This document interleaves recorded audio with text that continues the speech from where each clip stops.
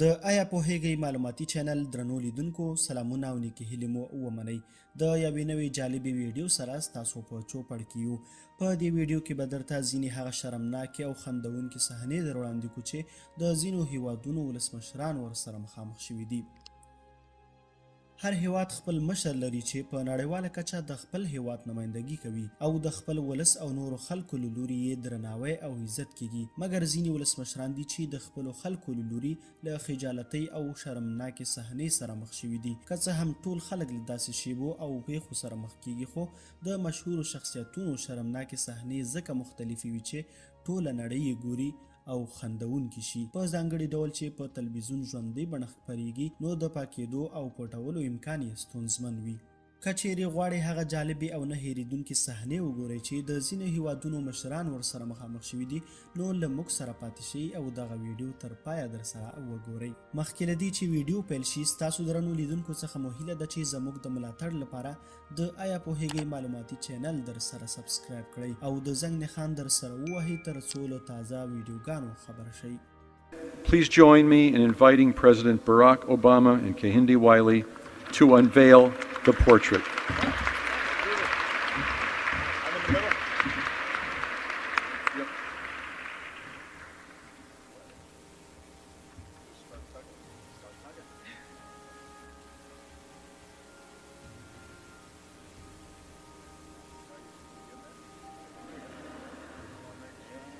Let's go.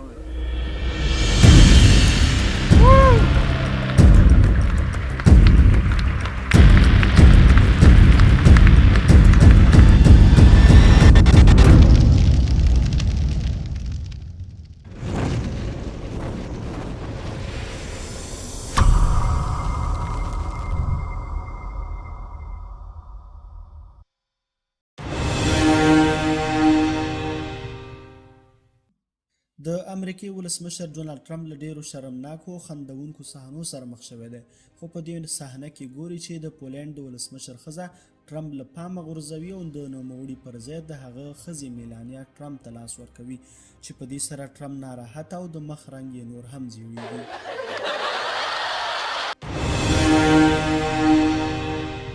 د روسیې ولسمشر ولادیمیر پوتین د هاکي د لوبې په میدان کې د خپل ټیم بریا لمانځله چې پر ځمکه راوغورځېد.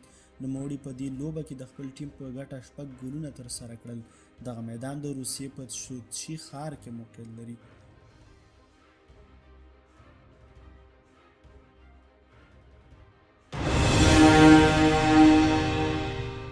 د 2015 کال د سپتمبر په میاشت کې د اسرائیلو د پخواني ولسمشر شیمون پیریز د جنازې پر مهال د فلسطین رئیس محمود عباس 2 ځله هڅه وکړه چې د هغه وخت د امریکې د بهرنیو چارو وزیر جان کیری ته لاس ورکړي، خو د هغه پام ور وانه وخت. که چیرې د فلسطین ولسمشر له پیله دغه جنازې ته نه وای حاضر شوی، نو دا به له ټولو غوره وه.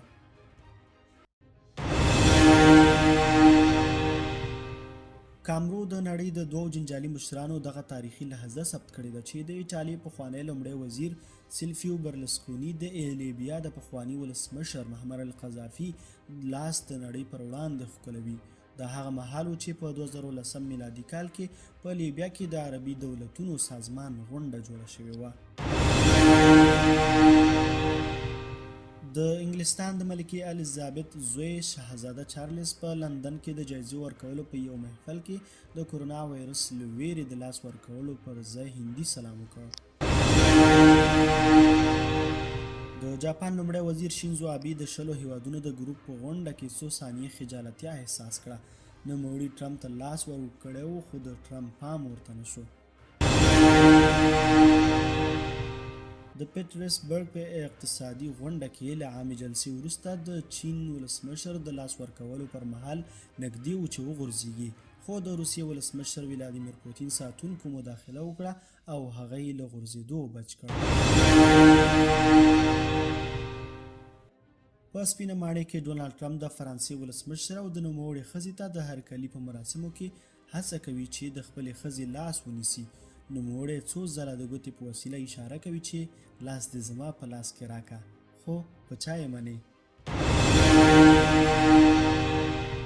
د اسرایلو لومړی وزیر بنیامین نتنیاهو هغه مهال له سختې خجالتۍ او شرمناکې صحنې سره مخ شو چې په هوایي ډګر کې د ډونالډ ټرمپ د هرکلي لپاره ولاړ و. نوموړي د ډونالډ ټرمپ د ښکلولو لپاره سر ورمخکې کړ، خو ډونالډ ټرمپ د هغه پر ځای د هغه ښځه سارا نتنیاهو ښکله کړه.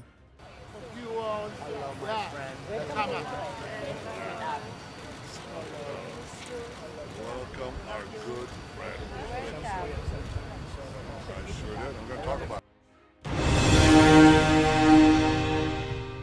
د اسرایلو لومړی وزیر بنیامین نتنیاهو په لندن کې د برطانیې د لومړي وزیر د ماڼۍ مخې ته د خجالتۍ له یوې صحنې سره مخ شو. نوموړي د ریاست د دروازې مخې ته لږه موده انتظار وکړ، ګوندې څوک یې هرکلي ته راووځي، خو هیڅوک یې هم هرکلي ته راونه وتل. Oh my God! Wow! د اوکراین د پخواني ولسمشر بوریشینکو د لوړې د مراسمو پر مهال یوه ویډیو خپره شوه چې پکې ښودل کیږي د ولسمشر د تیریدو په وخت یو ساتونکی بېهوشه کیږي او پر ځمکه غورځېږي. د ترکیې ولسمشر رجب طیب اردوغان پر یو اس سپریږي، د سپریدو سره سم اس لیونی شي او پر خیزونو پیل وکړي. په دې سره ولسمشر اردوغان پر ځمکه راغورځېږي. نږدې وه چې له سخت حالت سره مخ شوی وی، خو نوموړی خوشبخته و چې ډیره ضربه یې ونه لیده، خو د غورځېدو له امله یې فقط د ملا په برخه کې د درد احساس وکړ. په 2009 میلادي کال کې د لیبیا ولسمشر معمر القذافي د ملګرو ملتونو په عمومي غونډه کې د ټولو ولسمشرانو او استازو په مخ کې د ملګرو ملتونو عمومي منشور او قانون لرې وغورځاوه. نوموړي وویل دا قانون هسې خلک دوکه کوي او هیڅ امنیت نه راولي. په دې سره د ناستو کسانو د حیرانتیا او د خندا لامل شو. نوموړي دې غونډې ته پوره 1 ساعت او 30 دقیقې خبرې وکړې. هذا انتهى وقته في الحرب العالمية الثانية. هذا احترم احكامها. وهذا الكتاب الابيض، هذا الكتاب الابيض فيه حل سراطين. بعدين يا علي تشرح.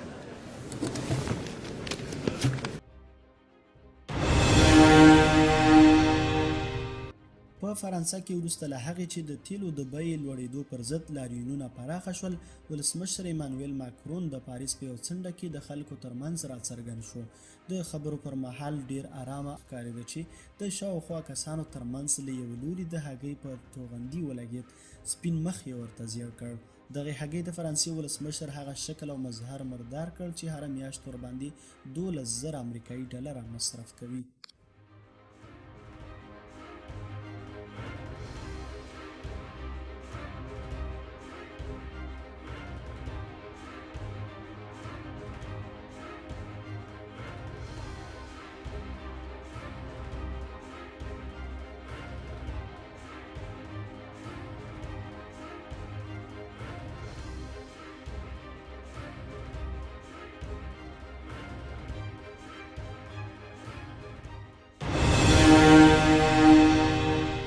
په پاریس کې د نړۍ مشران د لومړۍ نړیوالې جګړې د پای ته د رسېدو د 100مې کلیزې په مناسبت راغونډ شوي وو. دا هغه مراسم ول چې د نړۍ مشرانو ورته ډیر انتظار کړی وو. په دې مراسمو کې د ماکرون د خبرو پر مهال د مغرب پر پادشاه باندې د خوب علایم راڅرګند شول او په یوې لنډې دمې ولاړ. دا هغه څه چې د ټرمپ او د المان صدراعظمې انګیلا مرکل پر مخ یې د ناراضۍ او غندنې علایم راڅرګند کړ او د ټولو ګډونوالو پام یې ځان ته راواړوه.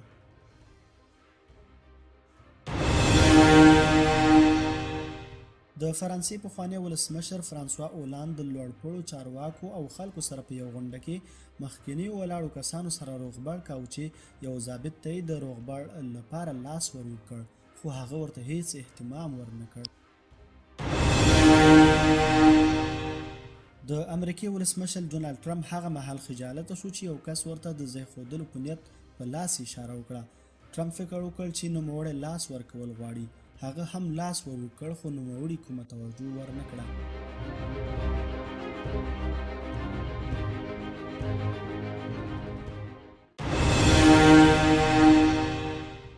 د المان پخوانی ولسمشر فرانک والټر د روغبړ په مهال یوې مسلمانې پیغلې سره مخامخ کیږي چې د روغبړ لپاره لاس ور اوږدوي، خو نوموړې مسلمانه پیغله د دیني امر د رعایتولو په اساس لاس نه ورکوي او له هغه څخه د مننې په پار لاس پر سینه ږدي، نوموړی هم د هغې دې کار ته درناوی کوي. د افغانستان پخوانی ولسمشر حامد کرزی په یو رسمي لیدنه کې د پاکستان د پوځ پخواني مشر ته له لاس ورکولو شاته کیږي.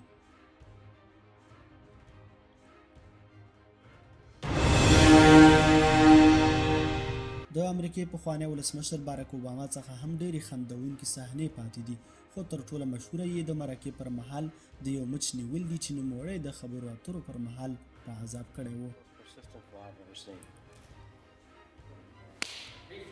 Nice.